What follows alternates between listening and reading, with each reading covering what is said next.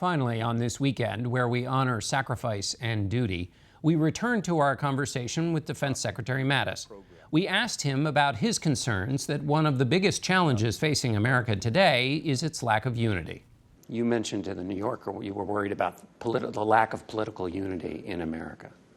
Well, I'm at West Point is where we're talking together, John, and you look at these young people who graduated today, over 900 of them, from all walks of life. Every religion probably in America is represented, every state is represented, and these people come together with an enthusiasm for protecting this experiment in democracy that we call America. And it takes people, I believe, with a fundamental respect for one another, with a fundamental friendliness toward one another, that I worry is starting to slip away in our country. We still have it in the military. It's a diverse force. It's a force that can work together under the worst conditions. And I just hope we can find our way back to engaging with one another, arguing strongly with one another, and then going down and having a root beer together or something and having a good laugh about it as we work together for the best interests of the next generation of Americans who are going to inherit this country.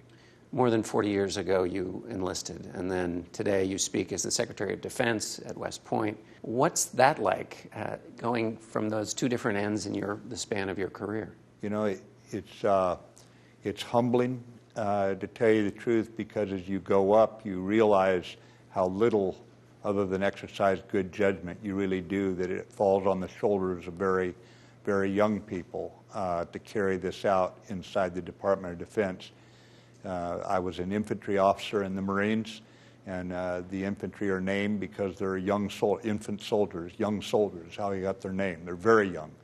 And so it's really a humbling sense of just how great our younger generation is, how selfless it is, and what they are willing to commit, basically signing a blank check payable to the American people with their very lives to protect it.